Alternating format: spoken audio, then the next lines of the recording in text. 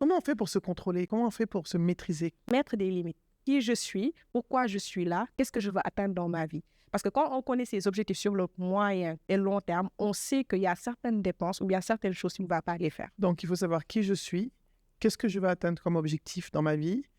Donc, la valeur intrinsèque nous permet de savoir, quand on sait qui l'on est, quand on a défini sa valeur, on n'a pas besoin de validation de l'extérieur. On n'est pas validé par un objet, en fait. Des fois, elles veulent entrer dans une boutique, ce qu'ils vendent, c'est très cher peut-être pour toi. Est-ce que tu vois un peu? Ou bien c'est pas que c'est très cher, mais toi, à ton niveau... T'as pas envie d'acheter? T'as pas envie d'acheter parce que c'est illogique. Même si tu n'as même pas envie. C'est illogique. Ça doit Et pas elles vont essayer de te mettre une pression. Ah, mais achète ça, ça t'irait bien. Ah, achète ça, ça t'irait bien. Ils t'incitent aujourd'hui à acheter une chose dont tu n'as pas besoin parce que tu en as déjà assez à la maison.